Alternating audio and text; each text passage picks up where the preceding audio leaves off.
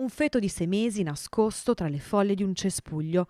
Una macabra sorpresa, quella dei carabinieri di Bassano del Grappa durante un'operazione antidroga in zona Varrovina, a nord delle campagne bassanesi, a seguito di alcune segnalazioni sospette da parte di alcuni residenti della zona.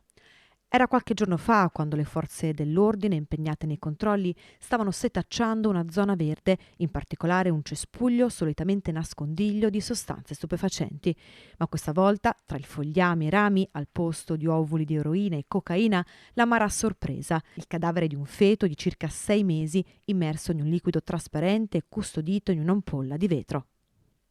Immediata la segnalazione da parte dei carabinieri alla procura di Vicenza. Secondo le prime analisi si tratterebbe di un vaso di conservazione con all'interno un feto ospedaliero protetto dalla formaldeide, una sostanza utilizzata per impedire l'alterazione di materiale biologico. E se da una parte è ipotizzabile che il vaso provenga da una struttura sanitaria o un laboratorio scientifico, dall'altra il motivo per cui fosse nascosto tra le foglie di un cespuglio rimane ad oggi un mistero.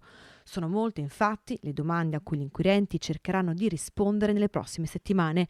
Un giallo, quello di Varrovina, che al momento apre diverse strade.